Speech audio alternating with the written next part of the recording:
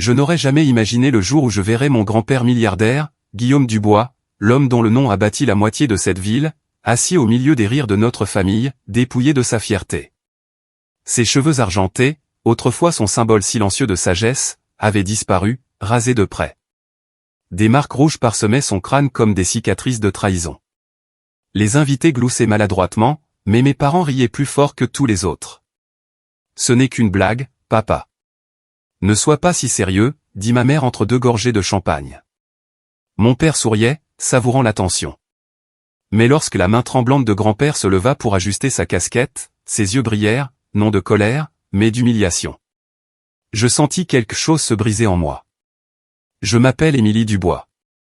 Et cette nuit-là, les rires de ma famille devinrent le son de quelque chose qui se rompait. La confiance, l'amour, peut-être même notre nom. Ils pensaient que c'était un amusement sans conséquence. Ils n'avaient aucune idée de ce que je révélerais peu de temps après. Le domaine Dubois scintillait sous les lustres dorés cette nuit-là, chaque recoin poli à la perfection. Ma mère, Lydie, avait passé des semaines à planifier la fête du 50e anniversaire de mon père. Nap en soi, un groupe de jazz en direct et une liste d'invités remplie de partenaires commerciaux désireux de plaire. Ce n'était pas seulement une célébration. C'était une performance, une démonstration de succès. Mais au fur et à mesure que la nuit avançait, quelque chose clochait. Mon père, Richard Dubois, n'était que sourire, serrant des mains, levant des verres, tandis que ma mère flottait dans sa robe à sequins, s'assurant que tout le monde la voyait comme la reine du groupe Dubois.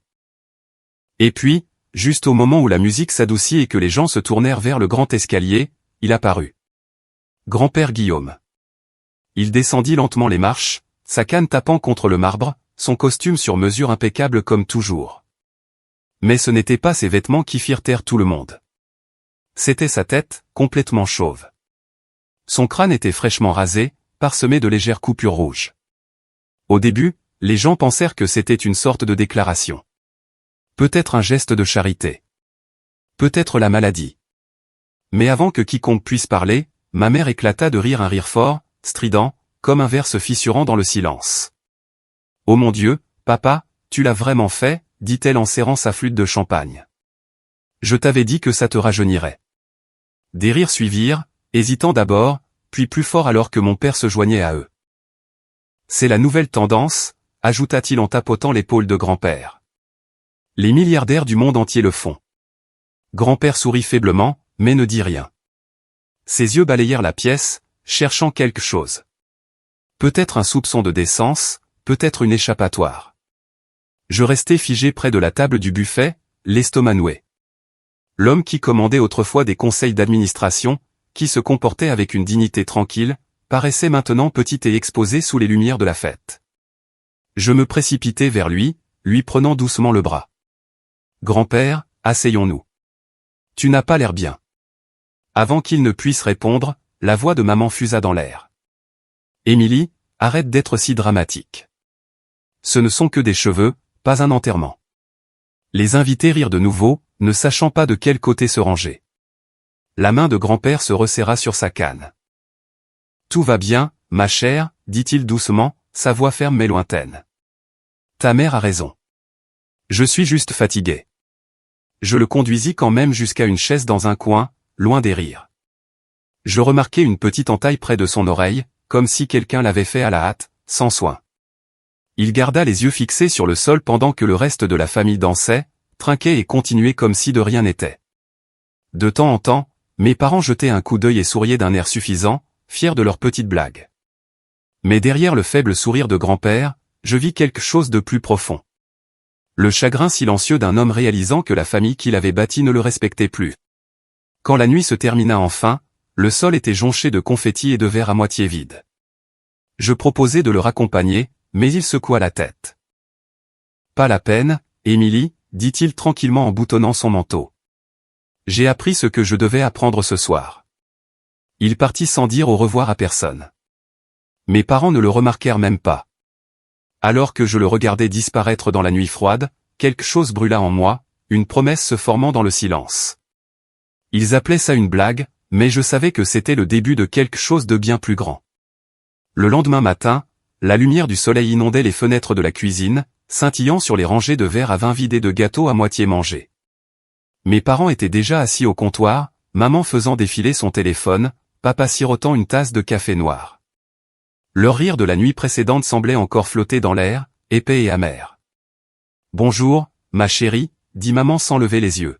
« Tu étais un peu tendue hier soir, n'est-ce pas ?» Tout le monde l'a remarqué. « Tendue », répétai-je, ma voix plus sèche que je ne l'avais prévu. « Vous avez rasé la tête de grand-père et l'avez humilié devant tout le monde. » Maman cligna des yeux, puis rit. « Oh, Émilie, ne sois pas si sensible.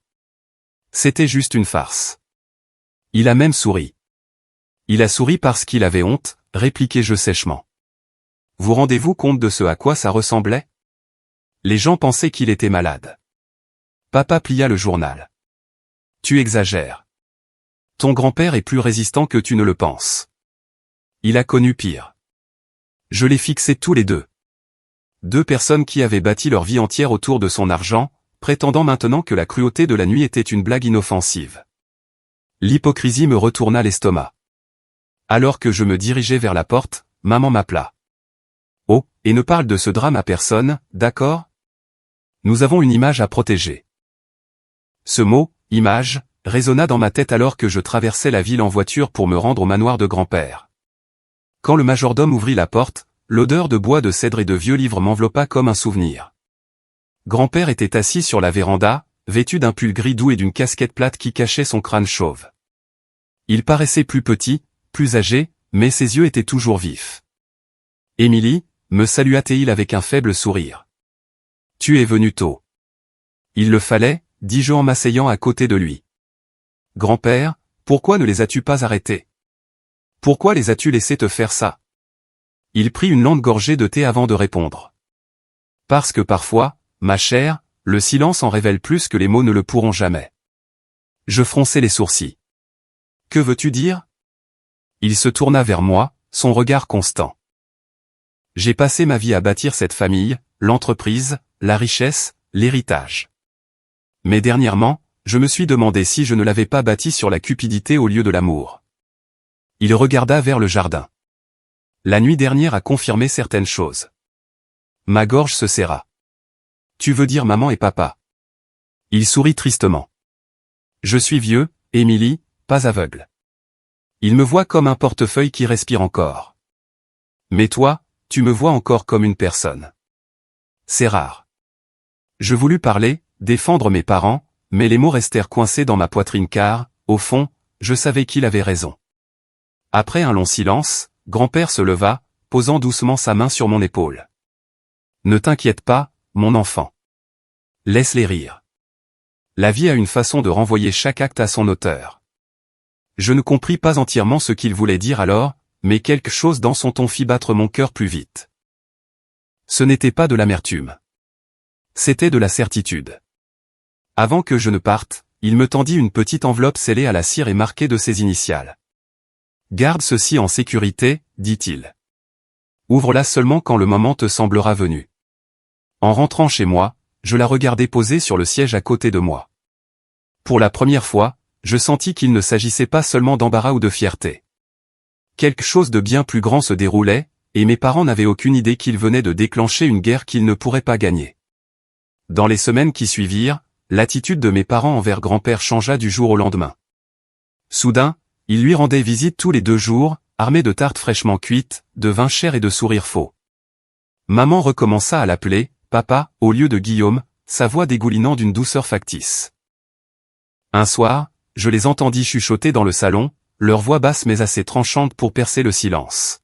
« Nous devons arranger ça », siffla maman. « Il est froid depuis cette stupide fête. S'il change le testament maintenant, nous sommes fichus. »« Détends-toi », marmonna papa. « Il boude, c'est tout.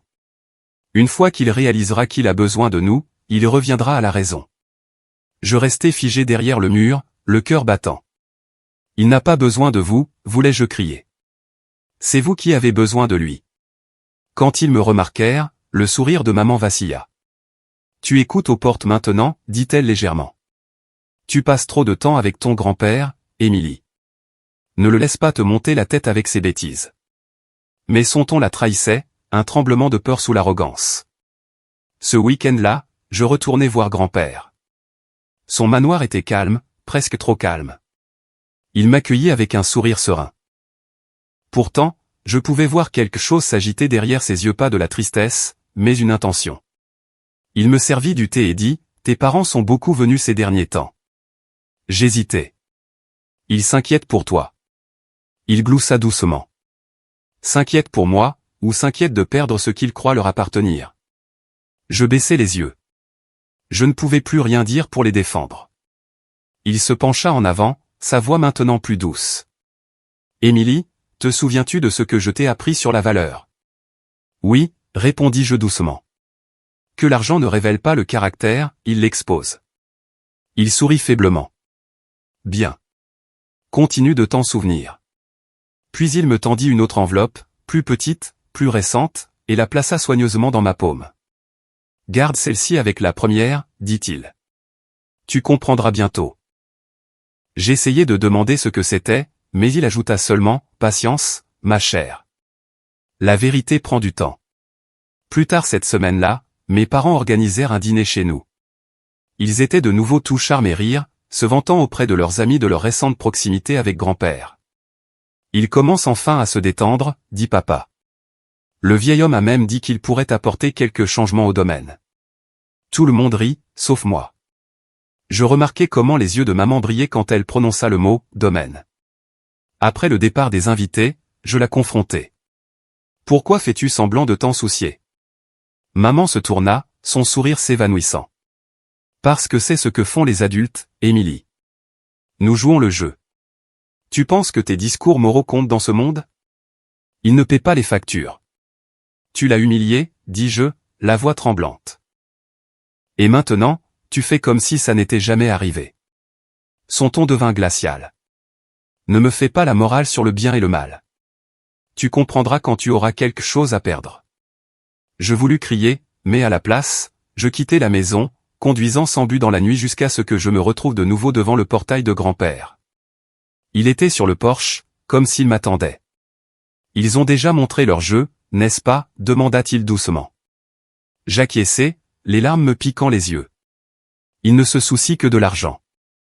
Grand-père tendit la main, tenant fermement la mienne. « Alors peut-être, dit-il tranquillement, est-il temps qu'ils apprennent ce qui arrive quand on se moque du mauvais homme. » Son ton me donna des frissons. Ce n'était pas de la colère. C'était de la résolution, le genre qui signifiait que quelque chose de grand allait se produire. 2 semaines plus tard, ma mère décida d'organiser une autre fête. Cette fois, un petit dîner de famille, pour, comme elle le disait, aplanir les choses. Mais je savais mieux. Il ne s'agissait pas de réconciliation. Il s'agissait de contrôle. Elle voulait prouver qu'elle pouvait toujours commander l'attention et le respect de grand-père comme si rien ne s'était passé. La maison scintillait de nouveau du même charme artificiel, verre en cristal, rose blanche, serveur en cravate noire. Mon père se déplaçait dans la foule, riant trop fort de ses propres blagues, tandis que maman accueillait les invités comme une politicienne le jour des élections. Je me tenais près de l'entrée, attendant grand-père. Une partie de moi espérait qu'il ne viendrait pas, mais à l'heure exacte, sa limousine noire arriva dans l'allée. Il sortit lentement, canne à la main, vêtu d'un costume sombre et de ce même chapeau qui cachait ce qui restait de ses cheveux. Quand il entra dans la pièce, la musique baissa et tous les yeux se tournèrent vers lui. Mon père frappa dans ses mains. Tout le monde, accueillons l'homme qui a rendu cette famille possible, la légende en personne, Guillaume Dubois. Des applaudissements suivirent, hésitants et superficiels. Grand-père sourit poliment, serrant des mains pendant que les gens le félicitaient. Mais je pouvais voir la raideur dans sa posture. Il n'était pas là pour célébrer. Il était là pour affronter quelque chose. Au milieu du dîner, maman leva son verre. « Papa, dit-elle fort, je sais que nous avons eu nos petits malentendus ces derniers temps. Mais nous sommes une famille, n'est-ce pas? La famille pardonne. » Les invités murmurèrent leur accord. La main de grand-père se resserra sur son verre. « La famille, répéta-t-il doucement, est bâtie sur le respect. » L'air devint lourd. Mon père rit pour détendre l'atmosphère. « Oh, allons, papa. Ne prends pas les choses si au sérieux. Tu as tout ce que n'importe qui pourrait désirer, la richesse, le confort, la santé. Pas tout, interrompit grand-père. Sa voix était basse, mais elle fendit le bruit comme une lame. Un homme peut perdre sa fortune et la reconstruire, mais une fois qu'il perd sa dignité, elle est partie pour toujours. La pièce devint silencieuse. Maman força un sourire. Oh, papa, arrête d'être si dramatique. C'était une blague, pour l'amour du ciel. Tu ne peux pas passer ta vie à pleurer pour une coupe de cheveux. Il tourna son regard vers elle, calme mais brûlant. Tu n'as pas coupé mes cheveux. Tu as coupé ma confiance. Pendant un instant, même le groupe de jazz se tut. Puis mon père se pencha en arrière, dédaigneux. Allons-nous vraiment faire durer ça éternellement? Tu agis comme si nous avions commis un crime. La canne de grand-père frappa le sol avec un craquement sec. Peut-être pas un crime, dit-il. Mais vous m'avez montré exactement ce que vous feriez si je devenais faible un jour. Il se leva lentement, tous les yeux le suivant. Vous vouliez voir jusqu'où une blague pouvait aller. Maintenant, vous allez le savoir. Maman roula des yeux, feignant de rire. Oh, s'il te plaît, ne recommence pas avec tes leçons, papa. Tu aimes faire de tout un test. C'est épuisant. Grand-père ne répondit pas. Il se tourna pour partir, son expression indéchiffrable. Mais en passant à côté de moi, il murmura juste assez fort pour que je l'entende, Émilie, quand la vérité éclatera, tiens bon. Et puis il fut parti. Le reste de la soirée se déroula rapidement. Les invités échangèrent des regards nerveux, murmurant derrière leurs verres. Mes parents tentèrent de sauver l'ambiance, mais tout le monde pouvait le sentir, l'humiliation, l'arrogance, la tension qui bouillonnait sous leur sourire poli. Quand le dernier invité fut parti, maman jeta son verre dans l'évier, des éclats volant partout. Il perd la tête, cracha-t-elle. Il essaie de te retourner contre nous, Émilie. Je la regardai, stupéfaite. Vous n'avez pas besoin de son aide pour ça. La voix de papa tonna derrière moi. Surveille tonton, jeune fille. Mais je ne bronchais pas, vous avez tous les deux franchi une ligne que vous ne pouvez pas effacer, dis-je tranquillement. Vous avez pris la fierté d'un homme et en avez fait une blague de soirée. Le visage de papa devint rouge. Il est vieux. Il doit apprendre que tout ne tourne pas autour de lui. Maman croisa les bras. Tu te crois meilleur que nous? Tu n'es qu'une enfant qui ne comprend pas comment le monde fonctionne. Je les regardais, les gens qui m'avaient élevé, maintenant des étrangers derrière leur masque de suffisance. Non, dis-je, ma voix ferme. Je comprends parfaitement. Vous vous souciez plus de l'argent que des gens, et bientôt vous découvrirez ce que ça coûte. Je partis avant qu'il ne puisse répondre, le cœur battant. L'air de la nuit semblait électrique, comme le calme avant la tempête. Au fond de moi, je savais que les paroles de grand-père n'étaient pas seulement un avertissement. Elles étaient une promesse. Quelque chose arrivait. Quelque chose qui briserait tout ce que mes parents pensaient posséder. Une semaine plus tard, une épaisse enveloppe blanche arriva chez nous, scellée avec le sceau doré du groupe Dubois. Maman la déchira, s'attendant à une autre invitation à l'un des galas d'affaires de grand-père. Au lieu de cela, son visage perdit toute couleur en lisant l'élégante écriture cursive à l'intérieur. Vous êtes cordialement invité à une annonce privée au domaine Dubois ce vendredi. Présence obligatoire pour les membres de la famille. Papa fronça les sourcils. Obligatoire? Qu'est-ce qu'il prépare encore? Maman essaya de rire, mais sa voix se brisa. Probablement une autre leçon de morale. Le vieil homme adore ces mises en scène. Je ne dis rien, mais mon estomac se serra. Les mots de grand-père lors de la dernière fête résonnaient dans mon esprit, quand la vérité éclatera, tiens bon. Vendredi arriva avec un ciel gris et un tonnerre grondant au loin. L'atmosphère autour du manoir Dubois était différente cette fois. Plus froide, plus lourde. Seule la famille et quelques conseillers juridiques étaient présents.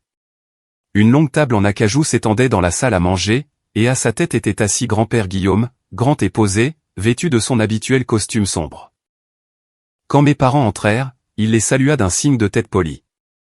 Rien de plus. Veuillez vous asseoir, dit-il calmement. Nous avons des questions importantes à discuter. Maman essaya de garder les choses légères.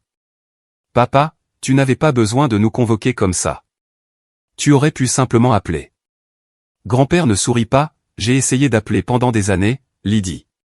Tu n'as simplement jamais écouté. Papa se racla la gorge. Allons droit au but. De quoi s'agit-il? Grand-père posa un dossier sur la table. Il s'agit de ce qui appartient vraiment à cette famille et de qui a prouvé qu'il le méritait. Les yeux de maman vacillèrent. Tu ne parles pas de l'entreprise, n'est-ce pas? Il ouvrit lentement le dossier, révélant des pages tamponnées et notariées. Ces derniers mois, j'ai réexaminé ma succession, mon testament, mon héritage. Papa se pencha en avant, et grand-père les regarda droit dans les yeux, son ton calme mais tranchant comme du verre.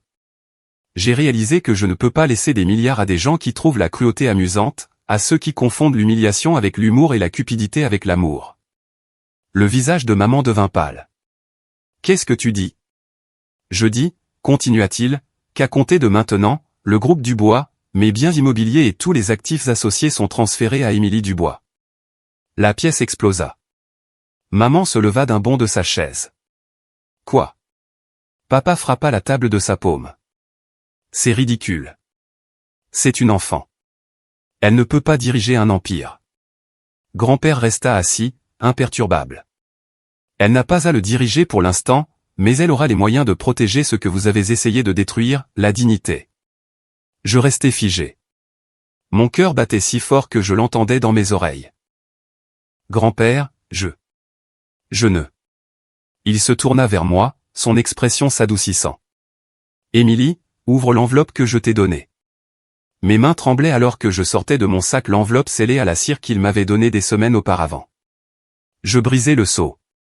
À l'intérieur se trouvaient plusieurs documents, des transferts légaux, des certificats d'action, et une note manuscrite, pour celle qui s'est souvenue du respect quand tous les autres l'avaient oublié. Je levai les yeux, les larmes emplissant mes yeux. Grand-père. Maman tremblait maintenant, sa voix aiguë et stridente. Tu l'as manipulé, n'est-ce pas? Tu as empoisonné son esprit contre nous. Le ton de papa devint sombre. Nous nous sommes occupés de toi quand personne d'autre ne le voulait. Tu nous dois tout. La canne de grand-père frappa le sol, le son résonnant comme le tonnerre. Ça suffit. La pièce tomba dans le silence. Sa voix, bien que tremblante, portait la force de décennies d'autorité. Je ne vous dois rien, dit-il lentement. Je vous ai donné une chance de montrer de l'amour. Au lieu de cela, vous m'avez montré de la cupidité. Vous m'avez humilié, vous vous êtes moqué de moi, vous m'avez traité comme une blague. Vous pensiez que mon silence signifiait la faiblesse. Il se tourna vers moi, ses yeux de nouveau doux. Mais Émilie. Elle a écouté. Elle a vu l'homme, pas l'argent. Les lèvres de maman tremblaient. Papa, s'il te plaît. Tu ne peux pas simplement nous rayer. Nous avons été stupides. D'accord, nous avons fait une erreur. Nous nous excuserons. Des excuses ne signifient rien quand elles viennent après l'héritage, dit froidement grand-père. Vous avez ri quand j'ai été dépouillé de ma dignité. Maintenant, vous apprendrez ce que c'est que d'être dépouillé de son confort. Des larmes coulaient sur les joues de maman. S'il te plaît, ne fais pas ça. Nous sommes une famille. La voix de grand-père s'adoucit, mais il n'y avait aucune hésitation. La famille n'est pas un titre. C'est un choix. Et vous avez choisi l'argent plutôt que moi. Papa se leva, furieux. Tu ruines cette famille. La réponse de grand-père fut calme, finale. Non, Richard. Vous l'avez déjà fait. Tandis que les avocats confirmaient les aspects juridiques, le son du stylo grattant le papier emplit l'air silencieux, froid, irréversible. J'étais assise, immobile, partagée entre le chagrin et l'admiration. Quand la signature fut terminée, grand-père me tendit le document final. Tout est à ton nom maintenant, dit-il. C'est à toi de le protéger. Ma mère s'effondra sur sa chaise, sanglotant silencieusement. Mon père fixait le sol, le visage blême. Grand-père se leva lentement, s'appuyant sur sa canne. Maintenant, dit-il tranquillement, si vous voulez bien m'excuser, j'aimerais passer la soirée avec la seule personne dans cette pièce qui se souvient encore de ce qu'est l'amour. Il se tourna vers moi. Émilie, allons-y. J'acquiesçai, incapable de parler. Alors que nous sortions ensemble, j'entendis la voix de maman derrière moi, brisée, désespérée. S'il te plaît, donne-nous une autre chance. Mais grand-père ne se retourna pas, ils ont eu leur chance, murmura-t-il. Maintenant, c'est la tienne. Dehors, la pluie avait commencé à tomber douce, purifiante, implacable. Grand-père leva les yeux vers le ciel gris, puis sourit faiblement. Tu vois, Émilie, dit-il, certaines tempêtes ne sont pas faites pour détruire. Elles sont faites pour tout nettoyer. Et à cet instant, je compris que ce n'était pas de la vengeance. C'était une restauration. La nuit où ils avaient rasé sa tête, ils pensaient avoir humilié un vieil homme impuissant. Mais ce soir, il leur avait montré à quoi ressemblait le vrai pouvoir, silencieux, délibéré et juste. Le lendemain matin, tous les grands journaux financiers affichaient le même titre, le milliardaire Guillaume Dubois transfère toute sa fortune à sa petite-fille. La photo en dessous montrait grand-père et moi sortant du manoir, côte à côte, lui dans son manteau noir et son chapeau, moi lui tenant le bras tandis que les flashs crépitaient autour de nous. À midi, l'histoire était devenue virale. Les experts louaient sa prise de position morale audacieuse, tandis que les chroniques mondaines spéculaient sur le scandale familial de la décennie. Pour mes parents, c'était un cauchemar. Le téléphone de maman n'arrêtait pas de sonner, avec des appels d'amis et de journalistes. Au début, elle essaya d'en rire. C'est exagéré, disait-elle à quiconque voulait l'entendre. Papa réorganise juste les choses. Il arrangera ça bientôt. Mais lorsque ses cartes de crédit furent refusées dans une boutique le lendemain, la réalité la frappa. Grand-père avait déjà révoqué chaque allocation, chaque fonds, chaque connexion sur laquelle ils avaient bâti leur vie. J'appris plus tard que le manoir où ils vivaient n'était même pas à eux. Il avait toujours appartenu au trust de grand-père. En une semaine, les avocats arrivèrent avec un avis. Ils avaient 30 jours pour quitter les lieux. Je ne les revis pas avant qu'ils ne se présentent aux portes du domaine Dubois, ne ressemblant en rien aux autres glamours de la fête des semaines précédentes. Le costume de papa était froissé, ses cheveux en désordre. Maman portait des lunettes de soleil surdimensionnées, ses mains tremblaient. Le garde de sécurité m'appela. « Mademoiselle Dubois, vos parents sont là. » Dois-je les laisser entrer? J'hésitais, la poitrine serrée. Oui, dis-je finalement. Quand ils entrèrent, la première chose que je remarquai fut leur silence. Maman ne me regarda pas. Les yeux de papa se tournèrent vers grand-père, qui était assis calmement dans son bureau, lisant le journal du matin. Papa, la voix de maman se brisa. Nous voulons juste parler. Il plia soigneusement le journal avant de parler. Maintenant, vous voulez parler. S'il te plaît, dit-elle, la voix tremblante. Nous avons fait une erreur. Nous avons été stupides, cruels. Nous ne voulions pas te faire de mal. Les yeux de grand-père s'adoucirent légèrement, mais son ton resta ferme. Vous vouliez rire. Vous vouliez me rabaisser. Vous ne le regrettez que maintenant que le prix est enfin tombé. Papa fit un pas en avant. Ne peux-tu pas, je ne sais pas, arranger ça? Les médias nous déchirent. On ne peut même plus sortir sans que des caméras nous suivent. Grand-père le regarda avec une incrédulité silencieuse. Tu t'inquiètes pour les caméras? J'ai été humilié par mes propres enfants devant notre famille et le monde entier. Mais toi, tu t'inquiètes pour l'image. Maman éclata en sanglots. Papa, s'il te plaît. Nous pouvons changer. Nous ferons n'importe quoi. Donne-nous juste une autre chance. Les mots restèrent en suspens. Un instant, je pensais que grand-père pourrait céder, mais il ne le fit pas. Il se leva lentement, s'appuyant sur sa canne. Je vous en ai déjà donné une, dit-il doucement. Et vous l'avez transformée en moquerie. Puis son regard se tourna vers moi. Émilie, qu'en penses-tu? Mon cœur se tordit. Je les regardais, mes parents, brisés, désespérés, dépouillés de tout sauf de la culpabilité. Une seconde, je vis les échos des personnes qui me bordaient autrefois le soir. Mais ensuite, je me souvins du visage de grand-père ce soir-là à la fête, le sourire forcé, les mains tremblantes, les marques rouges sur son crâne. Je pris une profonde inspiration.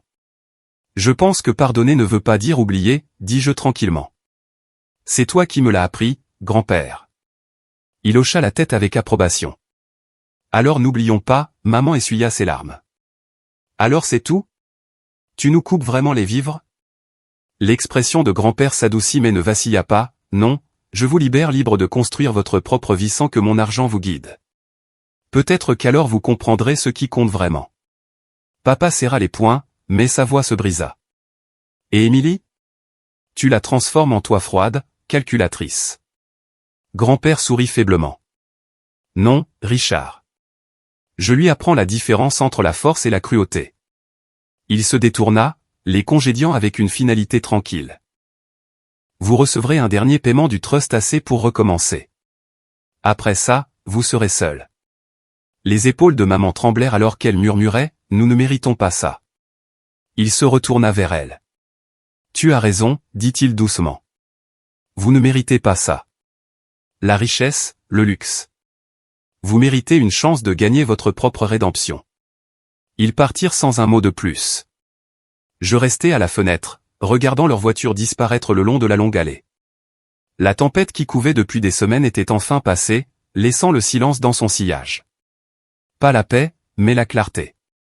Grand-père se tourna vers moi. Les détestes-tu? J'hésitais.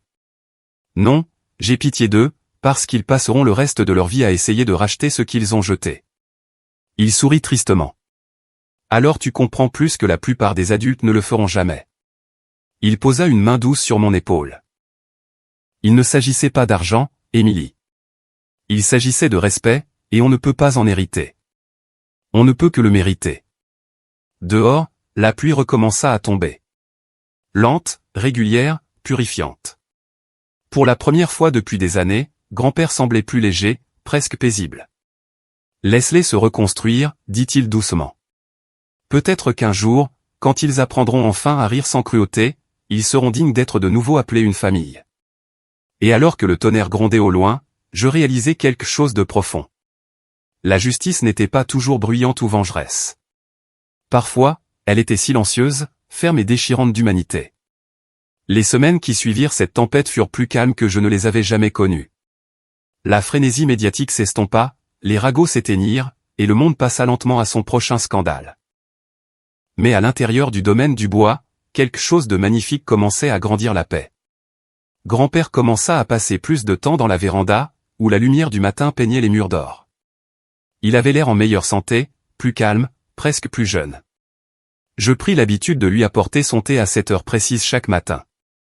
Il s'asseyait avec son journal pendant que je répondais aux emails du bureau.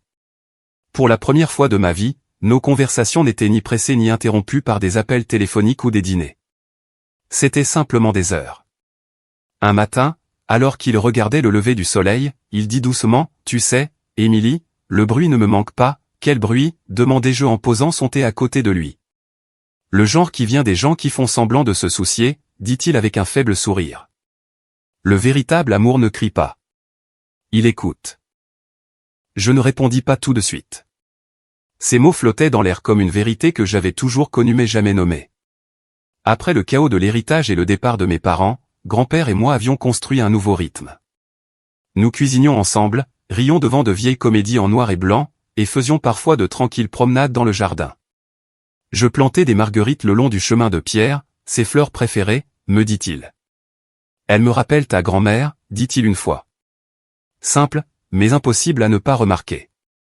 Chaque soir, il me racontait des histoires de sa jeunesse, non pas sur l'argent ou le succès, mais sur les erreurs. Les gens pensent qu'être milliardaire signifie que vous êtes intelligent, dit-il.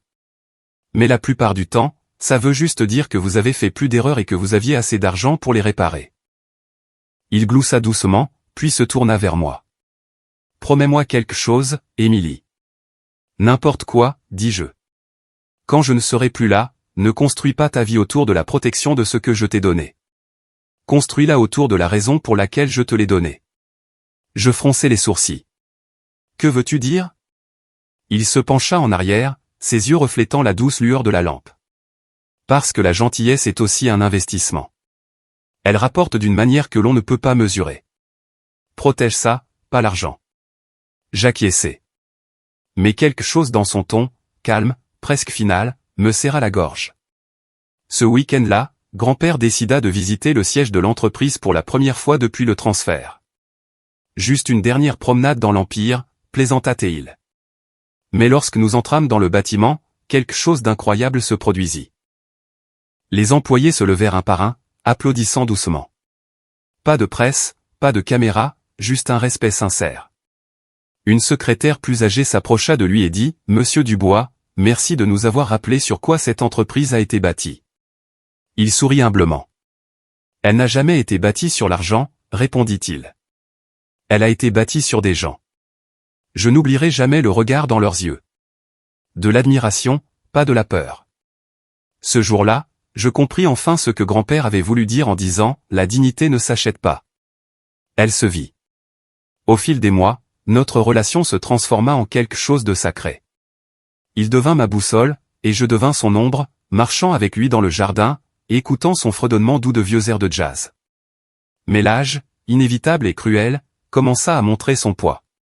Ses pas devinrent plus lents, ses siestes plus longues. Un après-midi, je le trouvai assis près de la fenêtre, regardant le jardin où les marguerites avaient pleinement fleuri. Il me regarda, ses yeux doux mais distants. « Émilie, murmura-t-il. Quand je partirai, ne pleure pas trop longtemps. J'ai vécu assez pour 3 vies. Promets-moi juste que tu continueras à rire, mais jamais de la douleur de quelqu'un d'autre. » Je lui pris la main. « Je te le promets, dis-je, bien que les larmes brouillent ma vision. » Il sourit faiblement. « Bien. C'est comme ça que tu maintiendras le nom Dubois en vie non pas dans la fortune, mais dans la gentillesse. » Cette nuit-là, alors que je le bordais, il tendit la main, serrant la mienne une dernière fois. « Tu as bien fait, Émilie, murmura-t-il. Tu as transformé l'humiliation en honneur. Ne perds jamais ça. » Je ne le perdrai pas, grand-père, chuchotai-je. Sa respiration ralentit, régulière et paisible. Je restai assise à son chevet jusqu'à ce que l'aube perce à travers les rideaux, peignant son visage du plus doux des ors. Et bien que je ne le susse pas alors, ce serait le dernier lever de soleil que nous partagerions. Le lendemain matin, le monde perdit un milliardaire. Mais moi, j'ai perdu mon héros. Lorsque le médecin confirma qu'il était décédé dans son sommeil, je ressentis une douleur creuse que je ne pouvais décrire. Pourtant, même à travers les larmes, il y avait un étrange réconfort, car il était parti exactement comme il avait vécu, tranquillement, avec grâce. Le manoir semblait différent sans lui.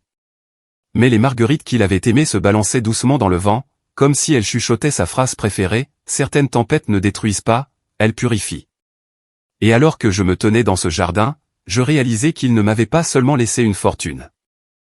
Il m'avait laissé un héritage, une leçon selon laquelle la vraie richesse ne brille pas, elle grandit.